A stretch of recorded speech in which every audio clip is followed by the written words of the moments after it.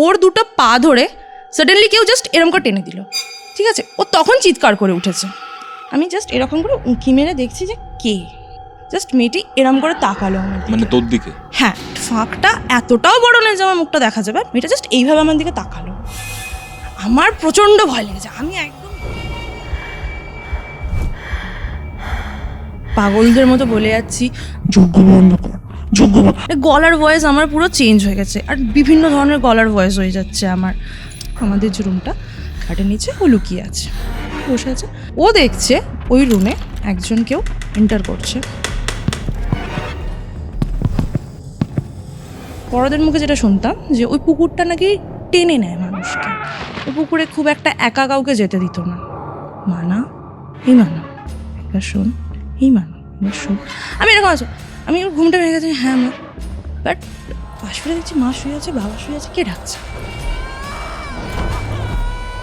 মা দাঁড়িয়ে আছে, ঠিক আছে? মা দাঁড়িয়ে আছে, মা আকাশের দিকে মুখটা কিরকম করেছে, পুরো অদ্ভুতভাবে হা হা করে হাসছে।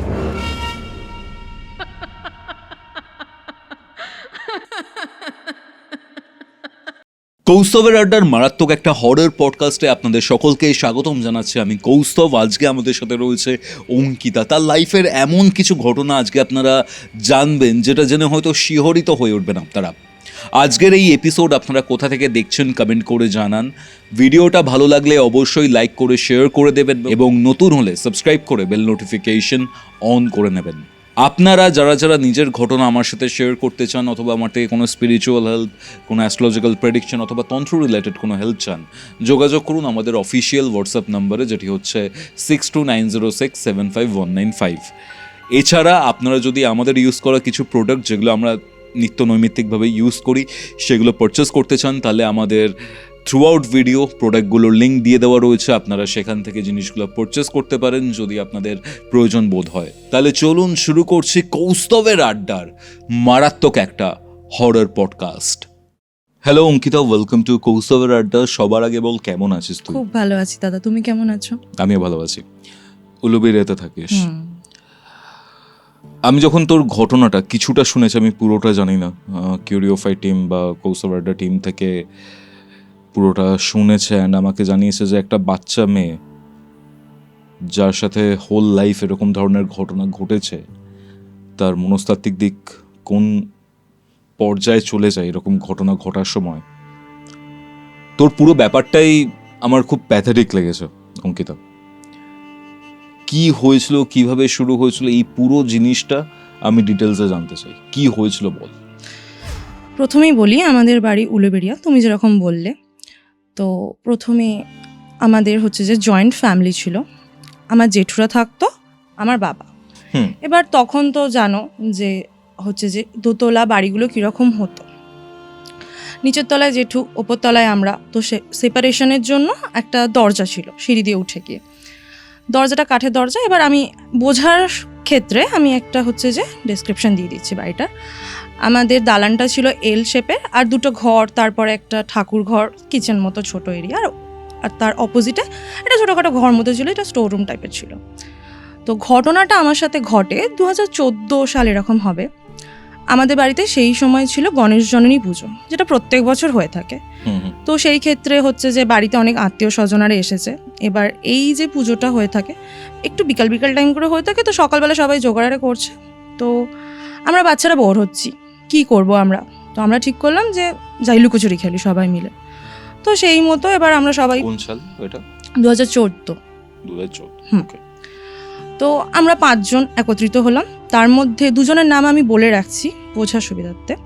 একজনের নাম রিয়া, সুনিধি, আর 2 জন ছিল, আর আমি, 5 জন হয়ে গেল। তোর বন্ধু বান্ধব?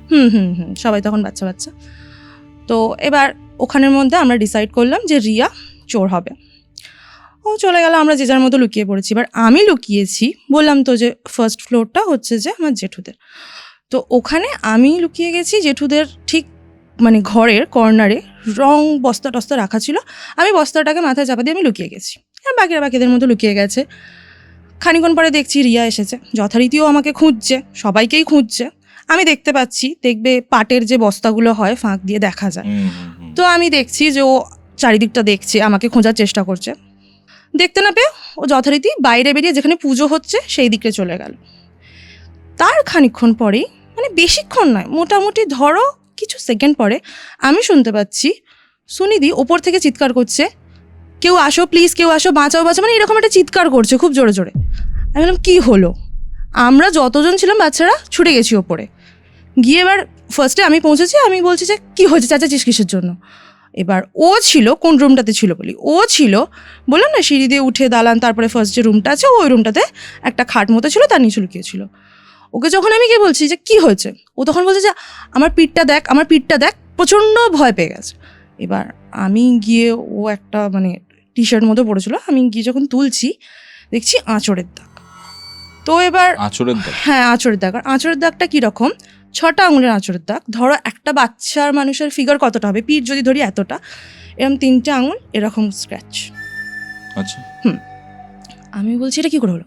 ও বলছে আমি জানি না, খুব ভয় লাগছে, আমি বাড়ি যাবো, মানে চিৎকার করছি। এবার আমার তো ভয় লাগছে, বাড়িতে ছোটাছুটি করতে বারণ করেছে বড়রা। আমি বলছি তুই চুপ কর, তুই নিচে চ আমার সাথে। ও রীতিমতো আমার সাথে নিচে চলে এসেছে। এসে এবার আমি বাচ্চা মানুষ, আমি জানি না কি মেডিসিন এটা দেবো। আমি জেঠুদের রুমে দেখলাম একটা ডেটল রাখা আছে, আমি দিয়ে বললাম এবার তুই আমাকে প্লিজ বলবি তোর সাথে কী হয়েছে, কারণ আমার তো ভয় লাগছে। ও বলল যে ও যখন ওপরে লুকিয়েছিল, আমরা সবাই লুকিয়ে আছি, ও গিয়ে যে রুমটা, আমাদের যে রুমটা, খাটের নিচে ও লুকিয়ে আছে, বসে আছে।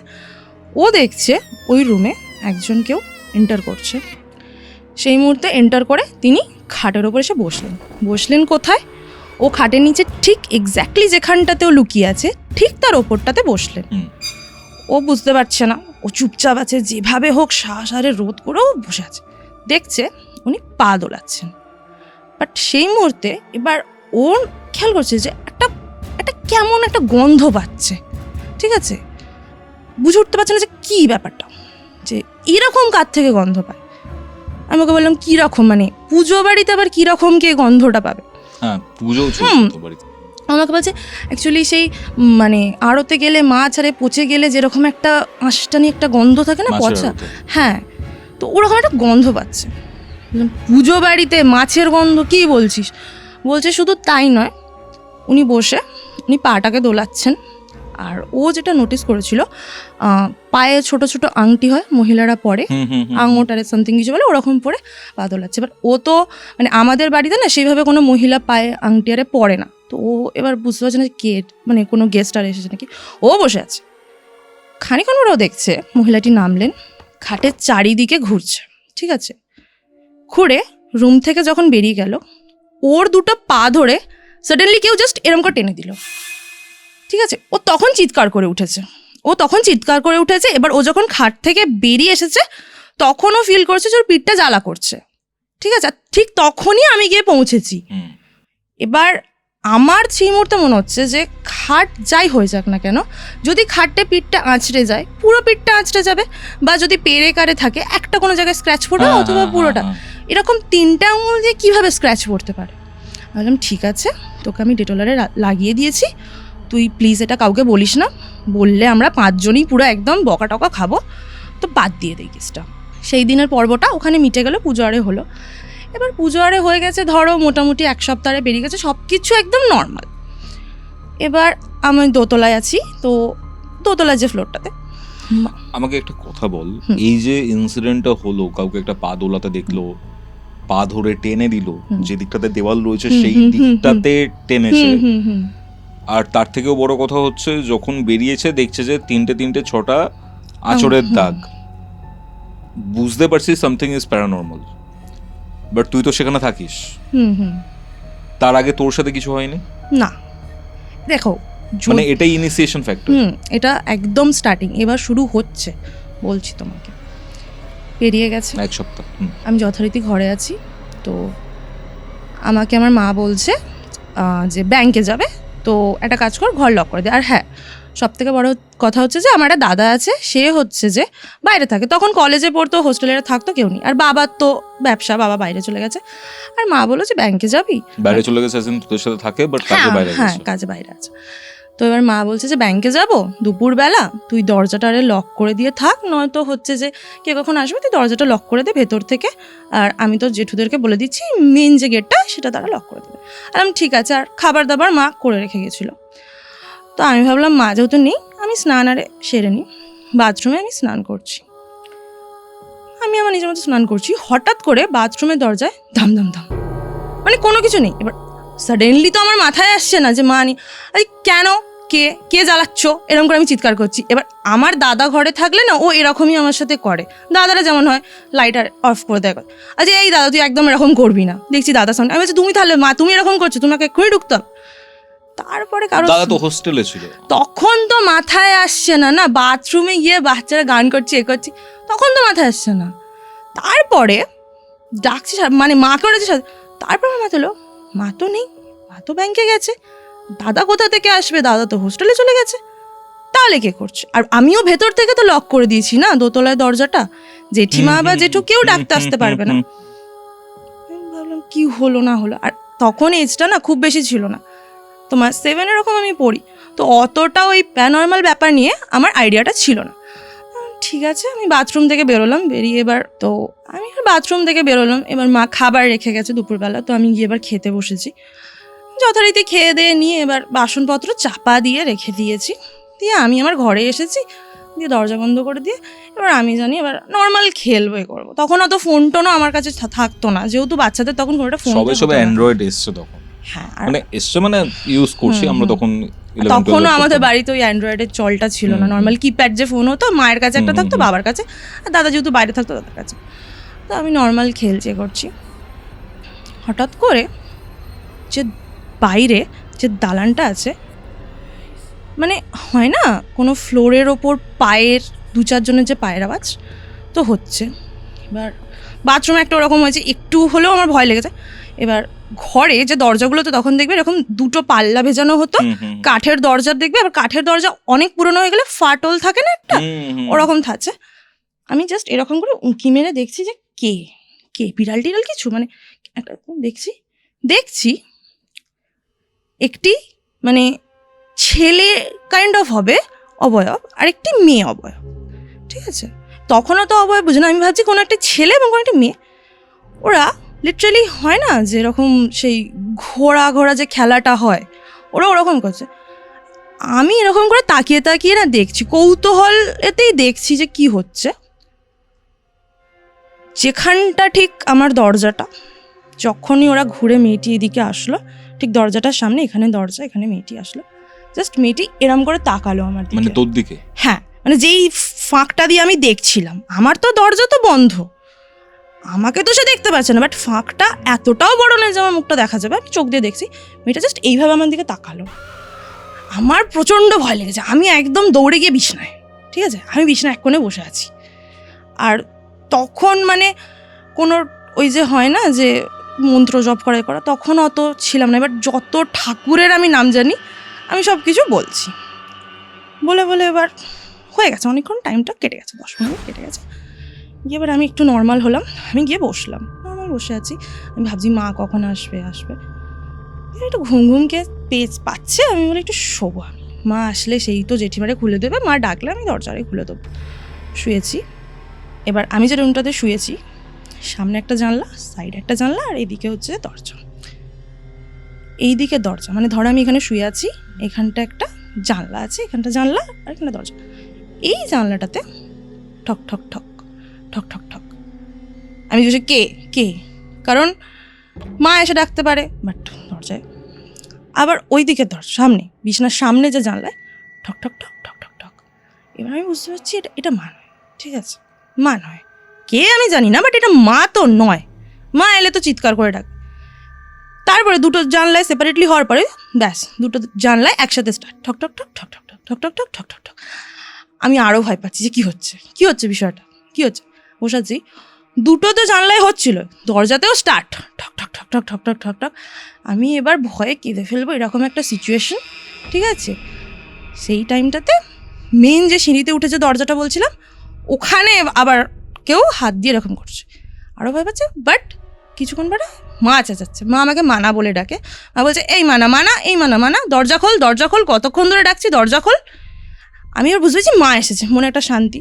আমি ছুটে গিয়ে দরজা খুলে মাকে বলছি তুমি এরকম এরকম ব্যাপার হয়েছে, কি হয়েছে না হয়েছে মাকে বলছি। এবার একটা বাচ্চা মানুষ, আমি ঘরে ছিলাম, মা জানে ঘুমিয়েছি, ঘুম থেকে উঠে কোনো স্বপ্ন টপ্ন দেখেছি, ভুল ভাল কিছু একটা স্বপ্ন টপ্ন দেখে ওই মা বললো যে কি হয়েছে, কিছুই তো হয়নি। ঠিক আছে বলে এবার মা উঠছে, মানে সিঁড়িটা দিয়ে, বলো না দালানটা, এখান দিয়ে আসছে, যেই এরকম বেঁকেছে, এই তো ঘর, এই তো যেই বেঁকেছে দেখছে রান্নাঘরে আমি যে ভাত মাছ যেগুলো খেয়েছিলাম পুরোটাই ফ্লোরটাতে, মানে রুমের এই সাইড, মানে সামনে দরজার সামনেটা বাদ দিয়ে পুরোই সামনেটা ঠাকুর ঘরের যে সামনেটা ছিল, মানে আমাদের বাড়িতে যে ছোট ঠাকুর ঘরটা ছিল তারপর সামনেটাতে ছড়ানো। মানে তোদের ফ্লোরে ঠাকুর ঘরে? আমাদের ফ্লোরের ঠাকুর ঘরটাতে। মা আমাকে বকছে যে তোর কি কোনো সেন্স নেই, তুই খেয়ে দিয়ে এরকম করে ছড়িয়ে রেখে দিচ্ছিস, কিভাবে খাচ্ছিলিস? আমি তো মানে থালা ফালা, থালা, তারপরে অল্প যে মাছের কাঁটা ভাত ফাত থাকে সব, আর এমনই জায়গায় সব তো জানলা ফানলা তো দেওয়া, বিড়ালও ঢুকবেটা কোথা থেকে? মা আমাকে রীতিমতো বকে যাচ্ছে, আমি তো করিনি, আমি মাকে বলতে পারছি না যে আমি কিছু করিনি। সেই দিনকার মতো বিষয়টা ওখানে থেমে গেল, ভালো কথা।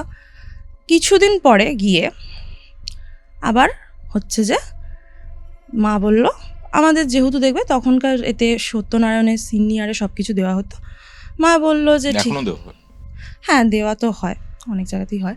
তো তখন জেঠুদেরকে বললো যে চলো একটা সত্যনারায়ণের সিন্নি করি, নর্মাল প্রত্যেক মাসে করবে বললো।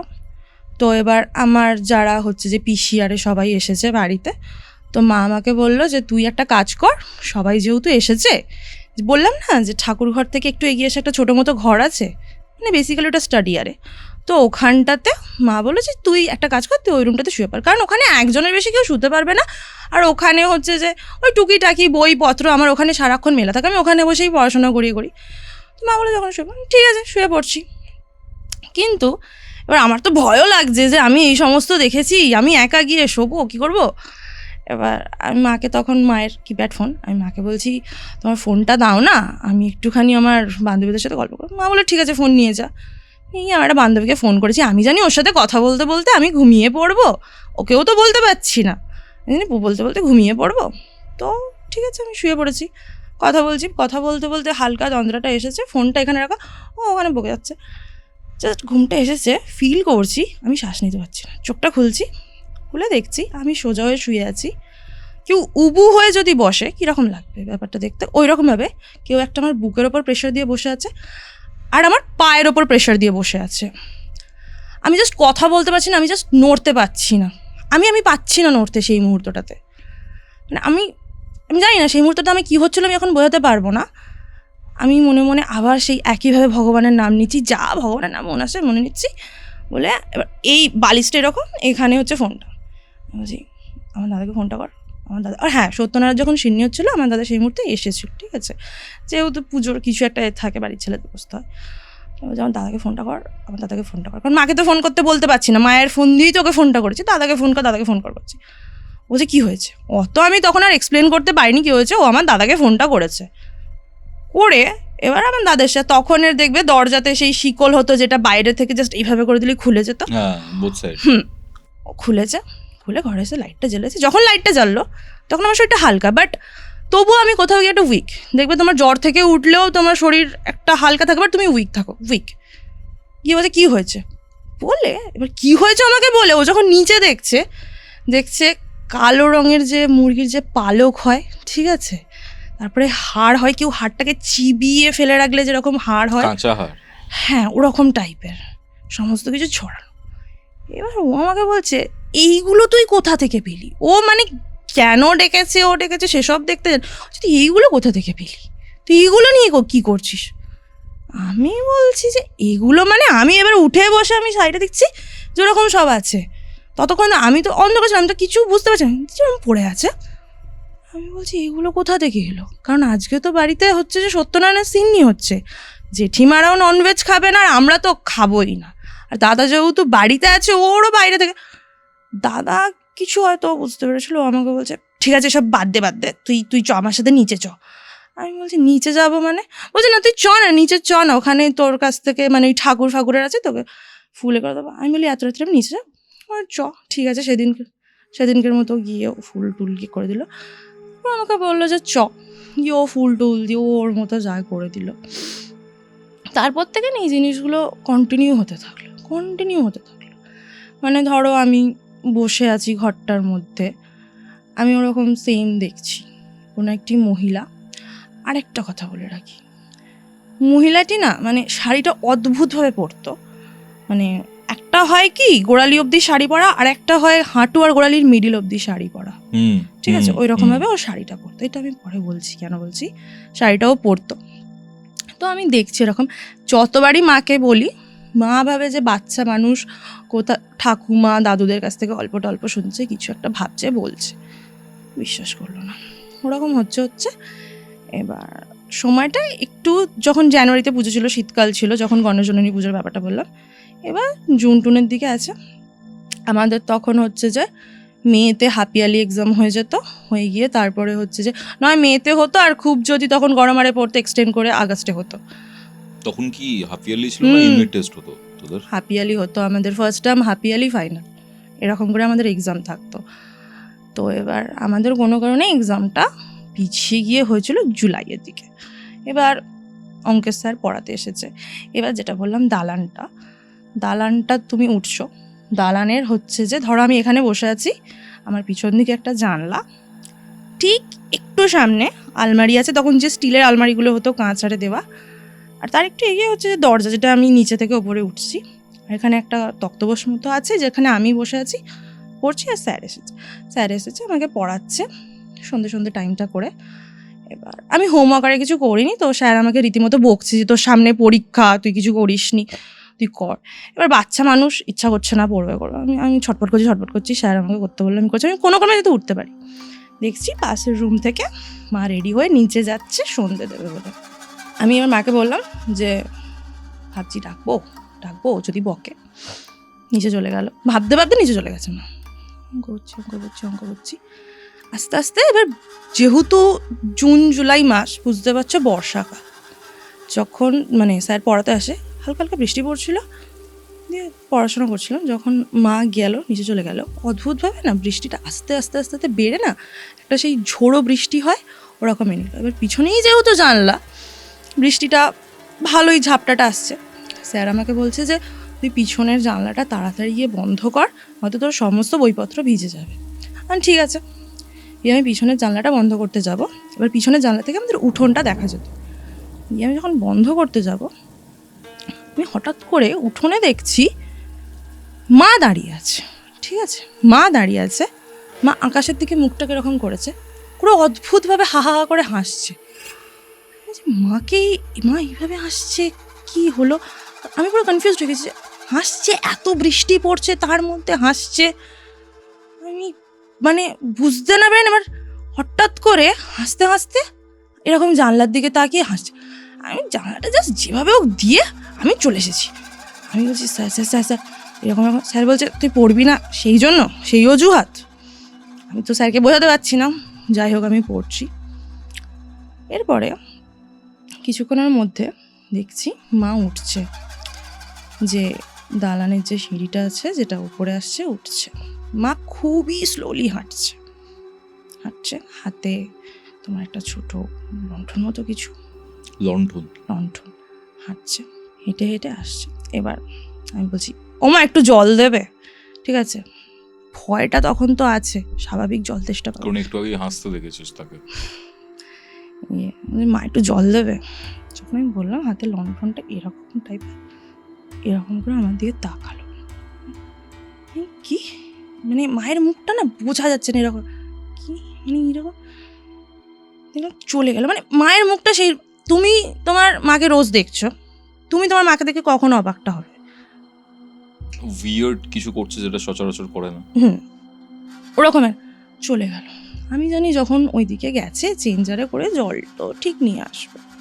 তারপরে আমি দেখছি কিছুক্ষণ পরে মা ওইখান দিয়ে আবার উঠছে, বাট আমি যেখানে বসে আছি, মা যদি রুম থেকে নিচে যায় না মাকে দেখা যাবে, মা ওইখান থেকে আবারও উঠছে। আমি বলছি তোমাকে তো আমি জল চাইলাম, তো তুমি কি আমাকে জলটা কেন দিলে না? চিৎকার করছি তুই কখন জল চাইলি আমাকে, তুই তো আমাকে জল টল কিছু চাসনি। এই তো চাইলাম। স্যারও তো বসে আছে, জিজ্ঞাসা করে বলছে তোর পড়াশোনা যত না করার অজুহাত বলে মা চলে গেল।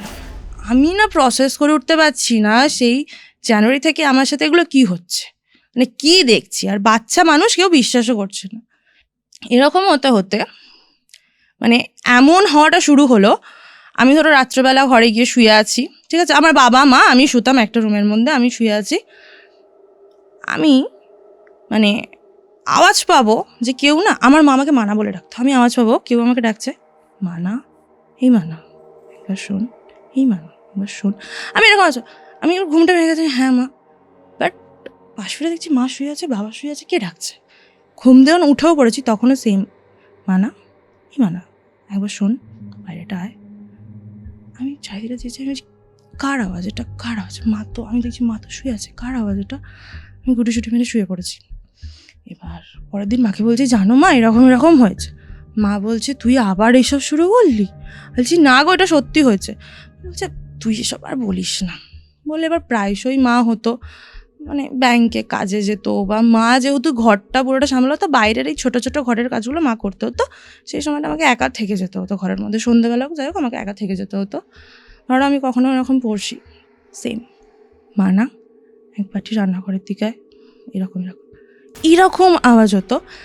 সেই সময়টা আমার এমন একটা ভয় লেগে গেছিলো, কেউ যদি আমাকে মানে আমার মাও যদি আমাকে ইনফ্যাক্ট এসে মানা বলে ডাকতো, আমি সাড়া দিতাম না, আমি জানি কোথা থেকে কি হবে, আবার গিয়ে আমি কি দেখবো, কেউ আমার কথা বিশ্বাস করবে না, কোনো দরকার নেই, এরকম হতে হতে এবার না আমার মা হয়তো কোনো কিছু নোটিশ করা স্টার্ট করলো। আমার মা আমাকে আস্তে আস্তে অঙ্কিতা বলে ডাকা শুরু করলো, আমার নাম যত অঙ্কিতা বলে ডাকা শুরু করলো। তো তখন গিয়ে আমি মাকে সাড়া দিতাম, মানে মা আমাকে 1000 বার মানা বলে ডাকলেও আমি সাড়া দেবো না, অঙ্কিতা বলে ডাকলে আমাকে সাড়া দেবো, তো অঙ্কিতা বলে ডাকলে আমি সাড়া দিচ্ছি। এরকম হতে হতে মা আমাকে একদিন জিজ্ঞাসা করছে যে তোর কি হয়েছে, তোর ব্যাপারটা কি, যে তুই এরকম কেন করছিস, তোকে মানে তুই ঘুমাচ্ছিস না ঠিক করে, বা তুই খাচ্ছিস না। আর আমি প্রচণ্ড চঞ্চল ছোট থেকে, আর সেই যে ইনসিডেন্টগুলো হচ্ছিল না, আমি তারপর থেকে এতটাই ভয়, আমি বাইরে খেলতে যেতে ভয় পেতাম, ঠিক আছে, নিচে যে একা হুড়োহুড়ি করবো, খালি মনে হতো যে আমি যদি বাড়ির ওই কোনায় যদি যাই কেউ না থাকে, আমি যদি কাউকে দেখি, এরকম ভয় হতো। আমি তারপরে না মাকে সেই গণেশ জননী পুজোর দিন থেকে যা যা হয়ে আসছে, আমি মাকে সমস্তটা বললাম। মা হয়তো কিছু একটা বুঝতে পেরেছে, আমি জানি না মা কি বুঝতে পেরেছে। মা বললো আচ্ছা ঠিক আছে, তো তোর এরকম যখন হচ্ছে তো আমি ব্যাপারটা দেখে নিচ্ছি। মা আমাকে বললো দেখে নিচ্ছে, ঠিক আছে। মা বাড়ির কুলপুরোহিত যিনি হন না, তো মা তাকে ডেকেছে। এবার যখন ডেকেছেন উনি মানে বাড়িতে যে প্রবেশ করবেন তার আগে উনি বলছেন যে মানে আমি তারপর থেকে না এই সমস্ত বিষয়, যেহেতু আমি ছোটো, মা আমাকে কিছু বলেনি, আমি যখন আস্তে আস্তে একটু বুঝতে শুরু করলাম তখন মা আমাকে গিয়ে বলতো, উনি বলছেন যে বাড়িটাতে আমি ঢুকবো না, মানে বাস্তুর যেটা হয় এরিয়াটা, বলছে ঢুকবো না। তখন এবার সবাই একটু এগোছে, কেন তখন উনি বললেন যে একটা কাজ করো, বাস্তুর একটু মাটি আর একটু জল তোমরা আমাকে এনে দাও। তো উনি হচ্ছেন যে ওইগুলো নিলেন। তো উনি নিয়েও মানে ওনার এতটাই ইতস্তত হচ্ছে মায়ের মুখে শোনা, মানে উনি যে বাড়িতে আসবেন, ঠিক আছে, মানে একটা কুলোপুরিতে আসছে একটা, তো মানুষের তো একটা তো আরো অনেকবার এসে হচ্ছে না, হ্যাঁ, তো মানে এত হেজিটেট করছে কেন। তো মা বাবা অনেক রিকোয়েস্ট করলেন যে প্লিজ চলুন, উনি রিকোয়েস্টটা রাখার জন্য এলেন। তো ওই মাটি আরে জল আনে এনে দিয়েছে। উনি জানি না উনি কি দেখলেন, দেখে এবার আমার মাকে জিজ্ঞাসা করছে যে পুরো ব্যাপারটা যাতে খোলসা করে বলি। বাট আমার একটা হচ্ছে যে উনি তো সব কিছু জানতেন আমাদের বাড়িতে কি হচ্ছে না হচ্ছে। তবুও মা বলল যে মানে এই রকম কেসেসে সেরকম তো কিছু মারে কখনো ফিল করেনি, বাট আমার যে ঠাকুমা যে ঠাকুরদা ছিল তারা যখন মারা যায়, তাদের মারা যাওয়াটা আবার অদ্ভুত। তারা কীভাবে মারা গেছিলো আমি বলি, তারা একই দিনে মারা গেছিলো, ঠিক আছে, একই দিনে একই সাথে মারা গেছে। ঘটনাটা তোমাকে আমি বলি, রাত্রেবেলা হয়েছে স্বাভাবিকভাবে নর্মাল যেরকম খাওয়া দাওয়া করে, তো ঠাকুমারা নিচেতে থাকতো, ওরা ঠাকুমার ঠাকুরদা গিয়ে শুয়ে পড়েছে।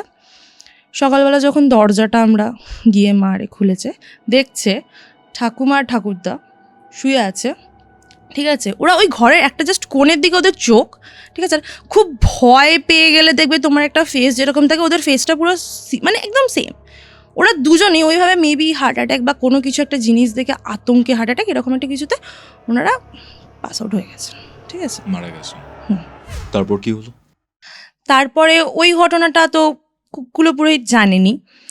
তো এরপরে গিয়ে আমার মা বাবা যখন আরও কিছু মানে বলছে, এবার তখন যেহেতু উনি জানেন, উনি থামিয়ে দিচ্ছেন, দিয়ে উনি জানতে চাইছেন যে আরও কি ঘটেছে।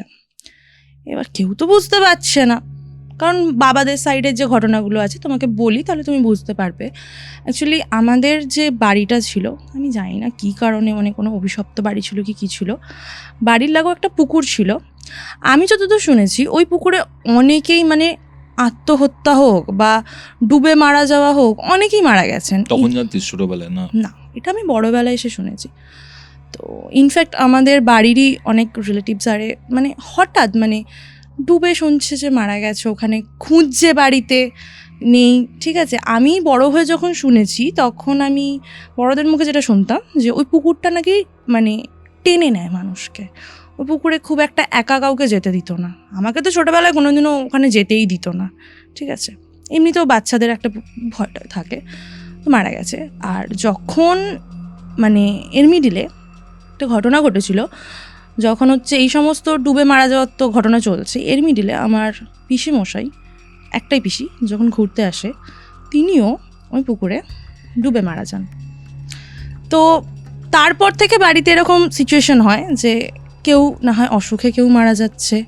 এই যে পিসেমশাই যিনি মারা গেছেন তুই বললি, উনি কি তোর জন্মের আগে মারা গেছেন? হ্যাঁ।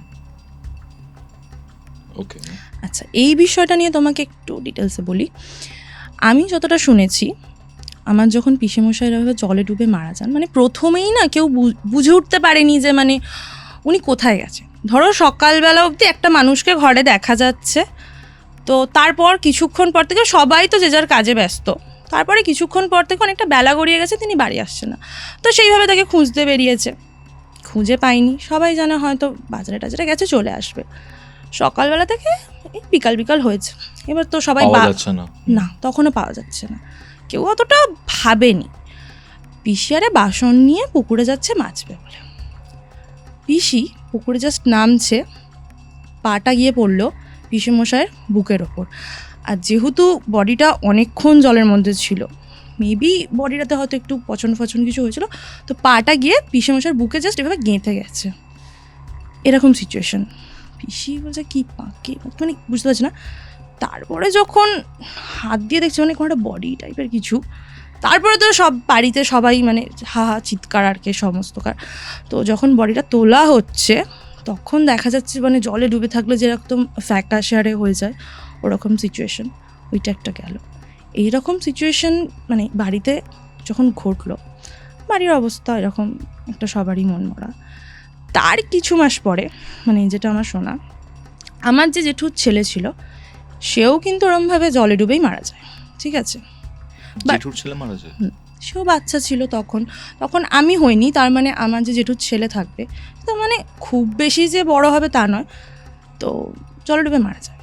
তো আস্তে আস্তে বাড়িতে মানে এরকম অসুখ টসুখ লেগেই থাকতো। ঠিক আছে, বাট কেউ অত পাতা দিত না, কারণ প্রত্যেকবারে হচ্ছে যে পুজো আচ্ছা সমস্ত কিছু ঠিকঠাক করা, তাদের কাজ সম্পন্ন করা, সমস্ত কিছুই হয়েছে, এটা কুলপুরোহিত সম্পূর্ণটা জানতো। বাট উনি যেটা জানতে চাইছিলেন যে এই সমস্ত জানার বাইরেও ওনার কাছে কোনো অজানা কিছু আছে নাকি। বাবার দিকে তো সবাই সব কিছু বলে দিয়েছে, তো সবাই বুঝতে পারছে না যে উনি এক্সট্রা কি জানতে চাইছেন। তো এবার উনি আমার মাকে জিজ্ঞাসা করলেন যে তোমার বাড়িতে কি কোনো কিছু ঘটেছিল এরকম কিছু একটা।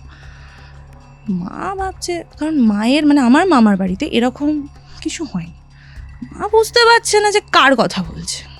তখন মায়ের মাথায় এলো যে মায়ের তোর সম্পর্কে কোনো একটা বোন ছিল, যা ছোট থেকে মায়ের সাথে ভালো সম্পর্ক ছিল। বলতে গেলে দুজনের বিয়ে থাওয়া হয়, সেও সংসার করতো, তার একটা ভালো ফ্যামিলিতে বিয়ে হয়েছিল। আমি না মানে নিচ্ছি না তার কারোর। তো সে কিন্তু মানে যেহেতু ছোটো থেকে একসাথে বড় হয়েছে, মানে যখন আসতো তার সংসারটা অতটা ভালো ছিল না।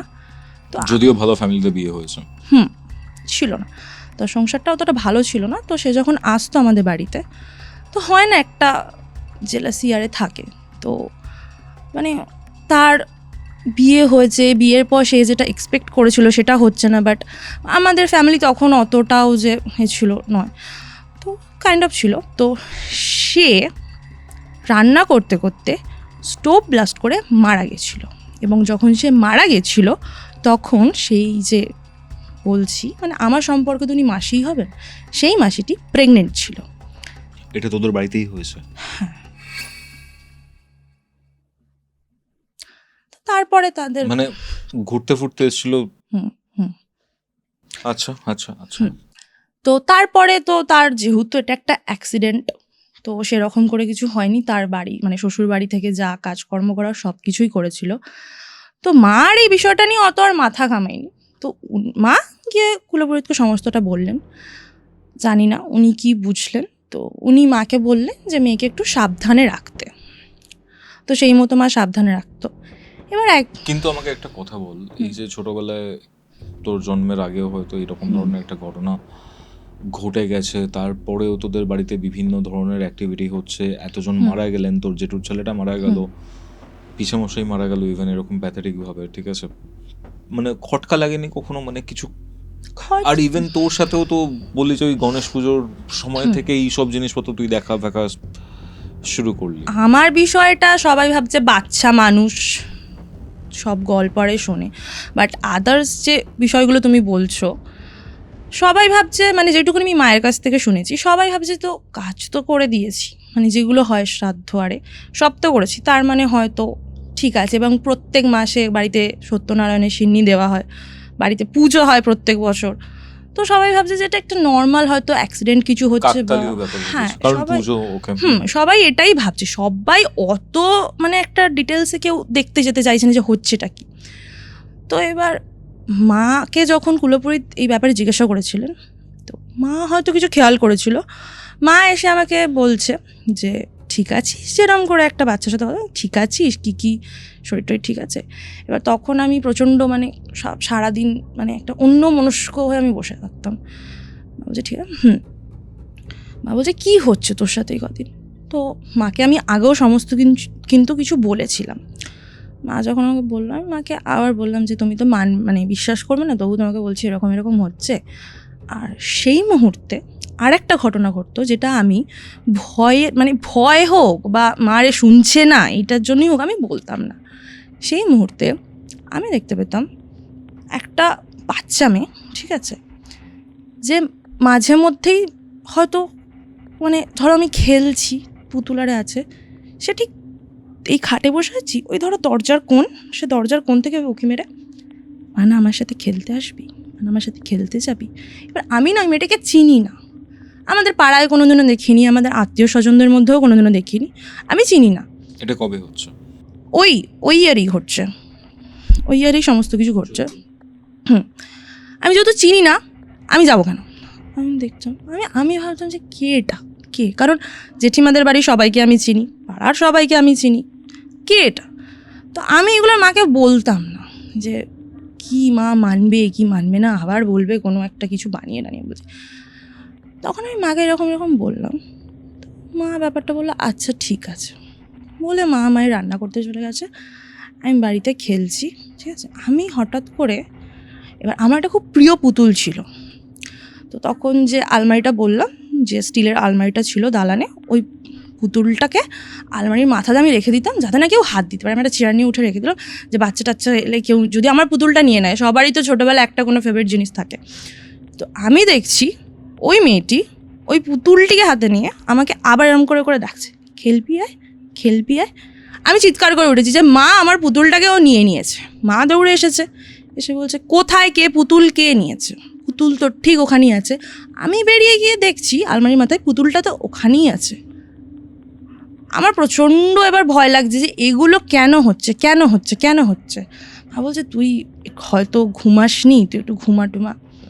পরের দিন যেদিনকে ঘটনাটা ঘটেছে ঠিক তার পরের দিনকে আমি স্নান টান করে বেরিয়ে এসে ঘরের মধ্যে বসে পড়ছি, বিকালে স্যার আসবে।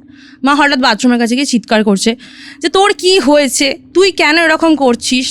আমি বেরিয়ে গিয়ে বলছি আমি কি করলাম, আমি আবার কি করলাম, আমি তো এই তো পড়াশোনা করছি। আমি ভেবেছি যে মা পড়ছি না বলে আমাকে বলছে।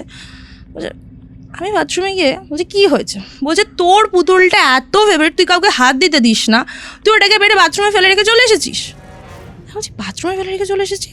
আমি বাথরুমে ঢুকে দেখছি পুতুলটা ঠিক পড়ে আছে। পুতুলটা কীভাবে পড়ে আছে, পুতুলটাকে পুরো এরকমভাবে কেউ ছিঁড়েছে হাত দিয়ে, পুতুলটা মানে একটা ভেতরে তুলাটা থাকতে ছিঁড়েছে, চোখ টোক যেগুলো থাকে পুরো এরকম করে উপড়ে নিয়েছে, ঠিক আছে, চোখ ফোক এরকম এ হয়েছে। আমার খুব প্রিয় জিনিস, আমি কাঁদছি। এবার মা কোনোভাবে বুঝতে পেরেছে যে ও তো ওর প্রিয় জিনিস নিয়ে কিছু করবে না।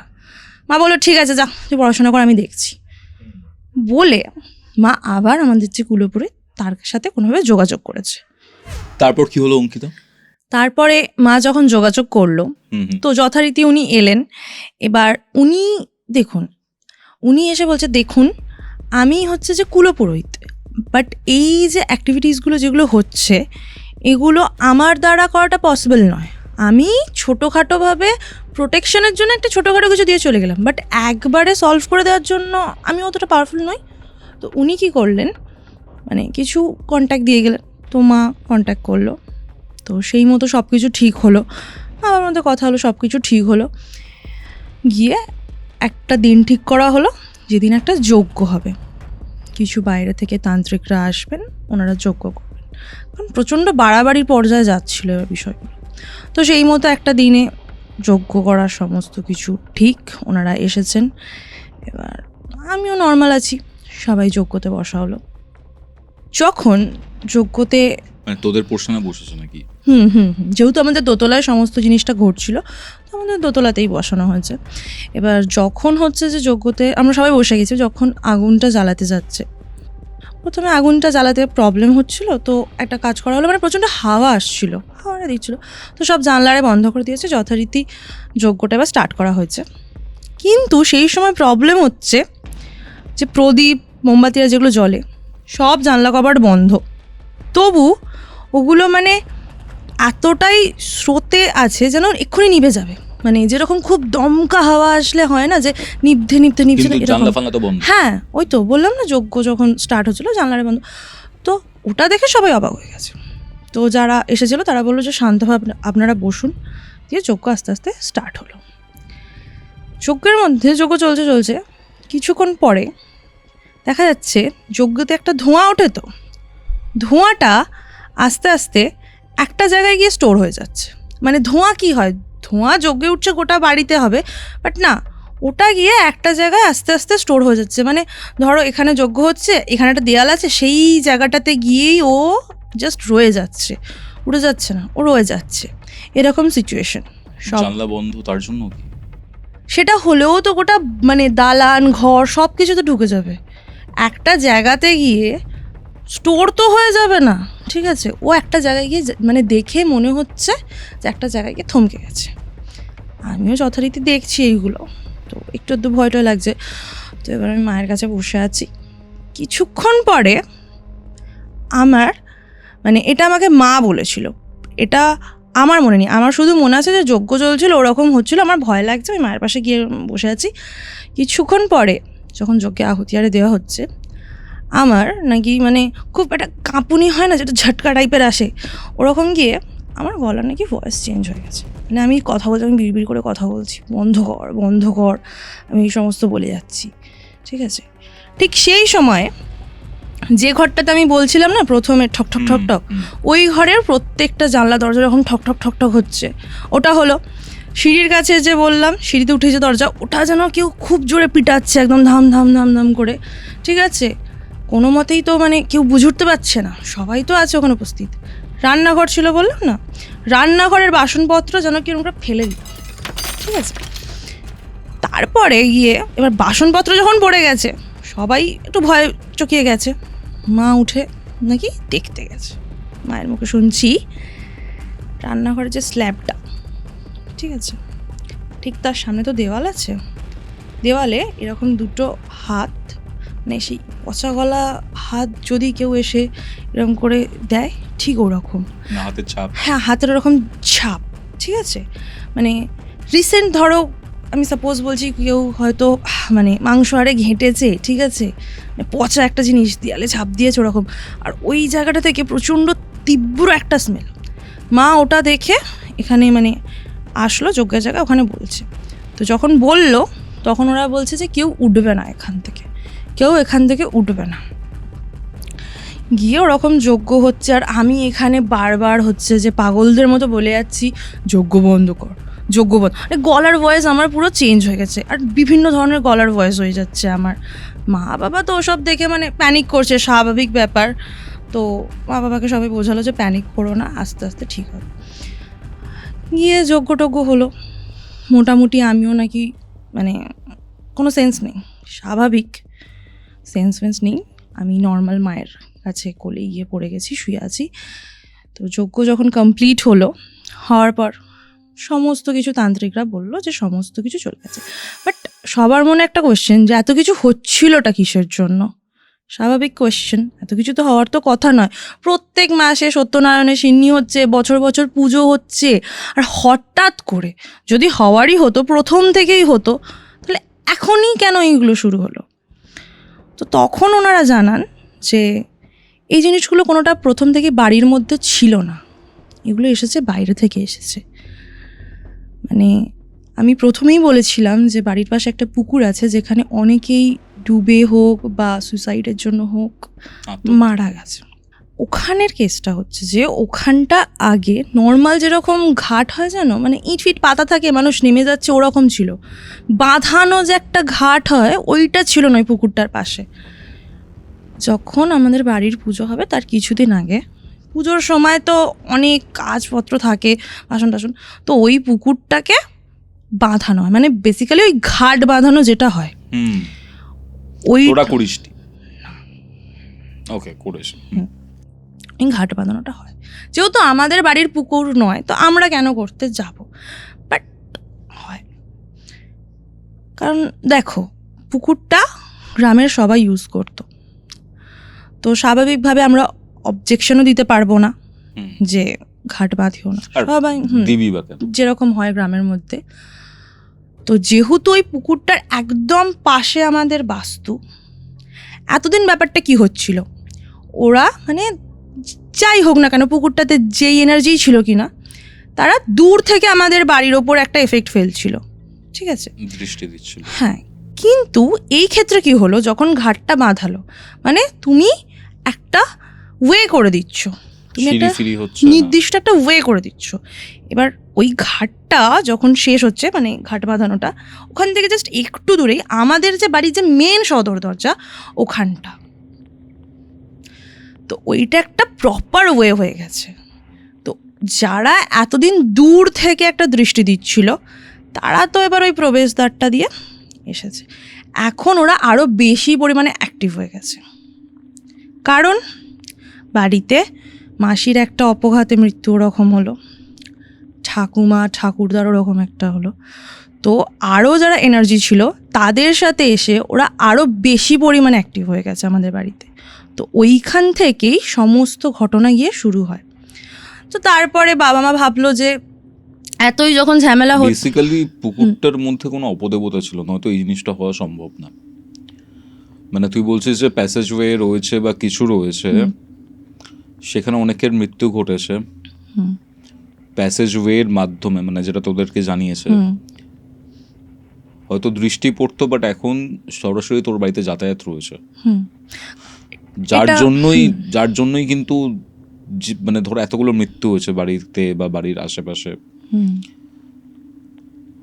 যারা যারা তোদের বাড়িতে মারা গেছে তাদের কিন্তু কারোর মুক্তি হয়নি, তারা হয়তো অ্যাক্টিভ হয়ে গেছিল এর প্রবেশের পর। আমার যেমন এটা মানে এই জিনিসটা ঠিক হবে না।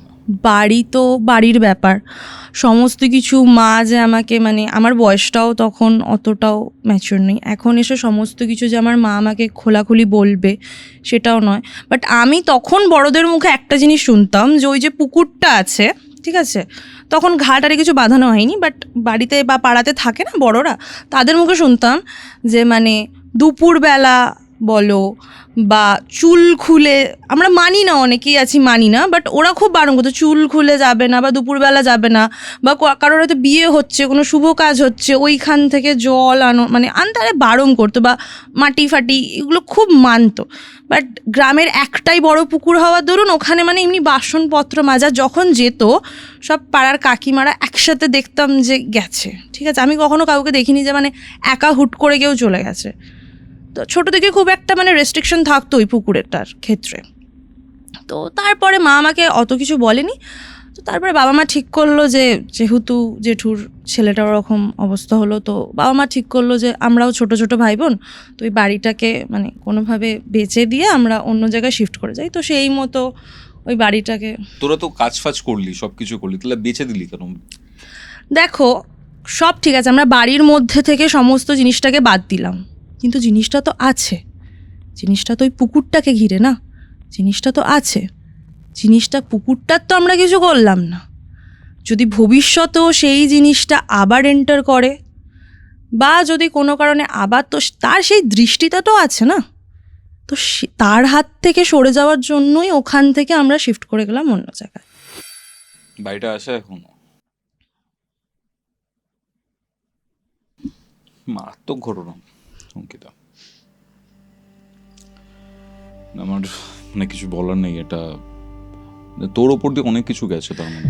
হ্যাঁ, ছোটবেলায় গেছে, তখন অত বুঝতাম না, তো স্বাভাবিকভাবে আরও অ্যাটাক করতে পেরেছে, কারণ এখন হলে হয়তো কিছু মন্ত্র বলতে পারতাম, বাট তখন তো জানতাম না, তখন 2014, কত আর কি, মানে বাচ্চা মানুষ কি আর করবো।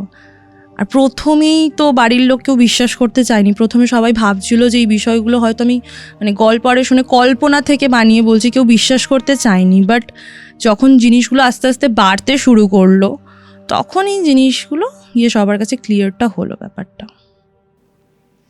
মারাত্মক ছিল। কৌস্তবের আড্ডার আজকের এই এপিসোড আপনাদের কেমন লাগলো কমেন্ট করে জানাবেন। অঙ্কিতার ঘটনা আরও কিছু রয়েছে যেগুলো তোর বড়বেলাতে ঘটেছে, সেই ঘটনাগুলোও কি আপনারা জানতে চান সেটাও কমেন্ট করে জানান।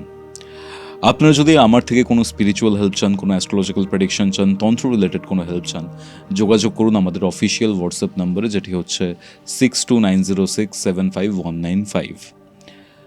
দেখা হচ্ছে পরবর্তী এপিসোডে। ততক্ষণ অবধি কৌস্তবের আড্ডার এরকম আরও 2টি এপিসোড দেখতে আপনার মোবাইল স্ক্রিনে আসা ডান দিকের অথবা বাদিকের বক্সে ক্লিক করুন।